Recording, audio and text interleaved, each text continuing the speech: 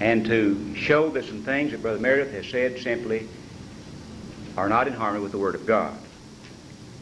I'd like for us to notice, first of all, chart number T91. You know, Brother Merideth has argued, and we've shown this when our last speech closed, that there are three divine institutions. He says there's the home, he says there's the church, and there's the state. He says that in the case of the home, he says it may collapse, but said when it does, the church may build and maintain a benevolent organization that it might restore the home. Now, he didn't say that while he was discussing this, but according to his proposition, that's what he says. He says the church may restore the home. Well, how does he mean restore it? He means to build and maintain a benevolent society.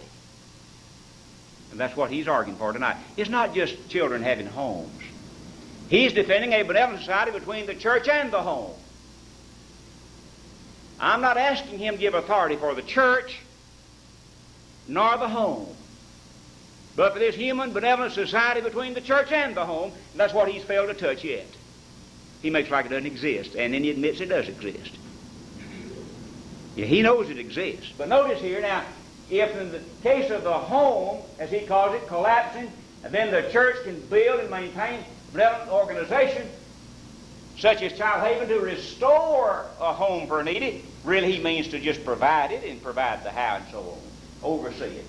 Then would Brother Merideth accept this? Here's the church, it apostatizes, and he said we can restore the church. How can the church be restored? He said preaching the Word. Right. Who preaching the Word, Brother Merideth? Could the church build and maintain a missionary organization and they didn't restore another church by preaching the Word like you have up here in the relieving? If not, why not? You haven't touched that principle yet. See, he's not being fair. He's not showing the complete story on all of this. So now, if the church apostatizes, then who's going to restore it? Not that apostate church, is it? It'll take somebody else restoring it. It must be God's people. So here's a church then going to restore that church that apostatized. It'll do it by preaching the gospel, won't it? That's what he said last night. Preaching the gospel, does it? But to have your parallel, then let's have the churches building and maintaining a missionary organization to preach the gospel that the church might be restored. Why would you reject this and accept that? And then upon the same basis, would Brother Merideth accept this? Your civil government, he says it collapses, then he says it rises again. Now let's restore that thing, Brother Merideth. It's a divine institution, you said. You didn't read a word in God's book that said it's a divine institution, but that's what you said about it. Well, you said, well, the church wasn't supposed to contribute to the civil government. How do you know that, Brother Merideth? You mean here is a divine institution, and another divine institution can't help it? On what basis do you reason? You didn't give any reasoning for it. You just said the church is not to do that. Who said it wasn't except Noel Merideth? And so here's the civil government. It collapses. And so, since it's a divine institution according to him, let's have the church building and maintaining a political organization that it might restore civil government. Tell us, why accept the first and reject these? And then T90, please.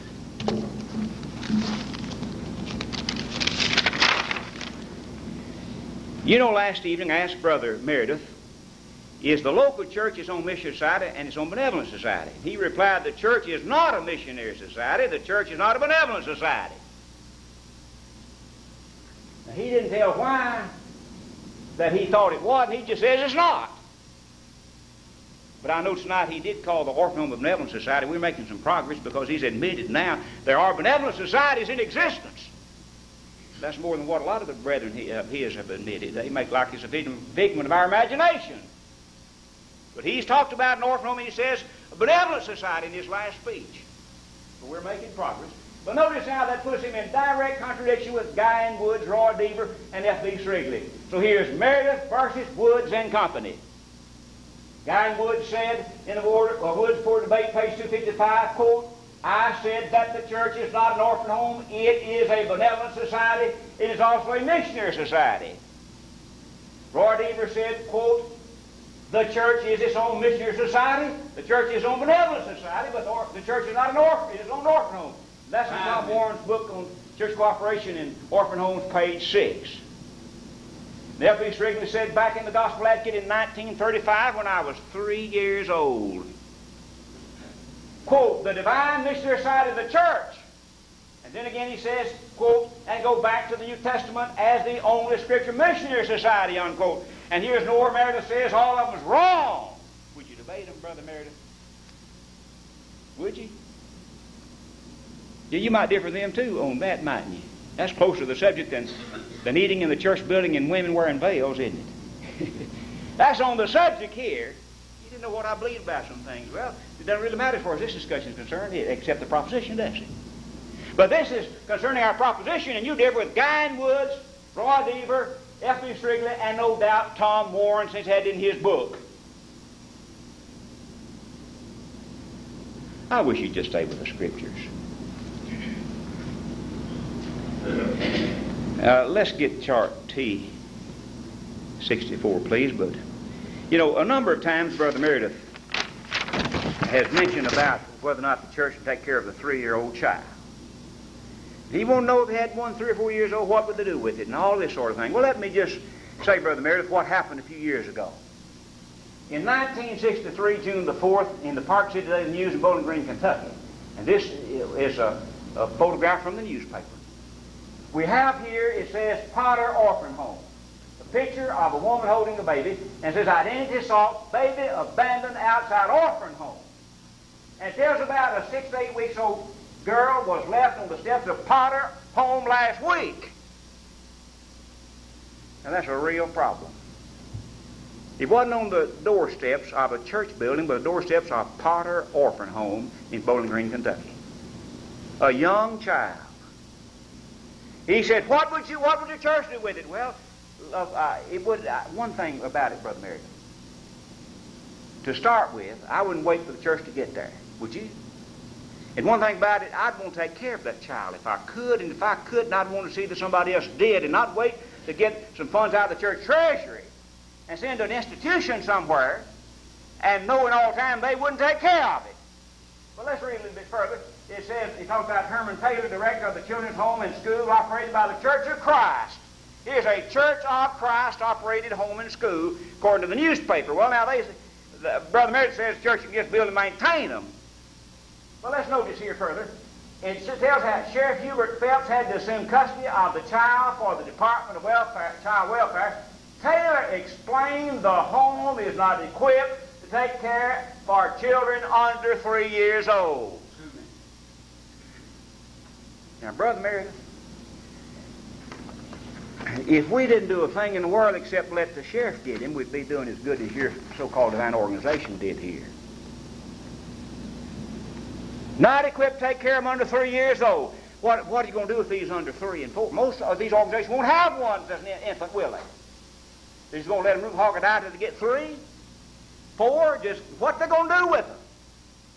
Now, you know you just purely appeal to emotions. That's why you brought that thing up.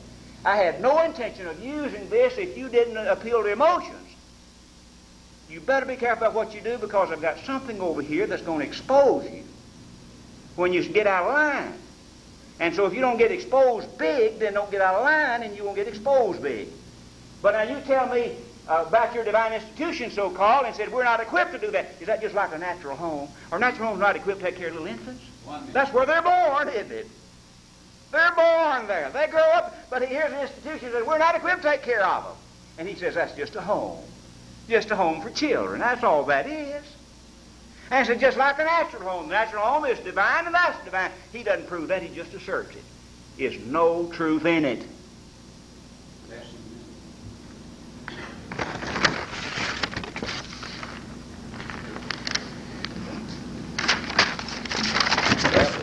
Let's chart on Sutton home just a minute. I want you to notice here that this is not my home that he keeps talking about. In fact, he asked me a question, could the church provide a place and necessary personnel for the care of these needy? And I said the church could. But he doesn't believe the church can. He does not believe the church may provide a place, necessary personnel. All he believes the church can do is provide the funds and let this organization he calls a home provide all these other things. And if he doesn't believe that, let him tell us otherwise. Thank you very much.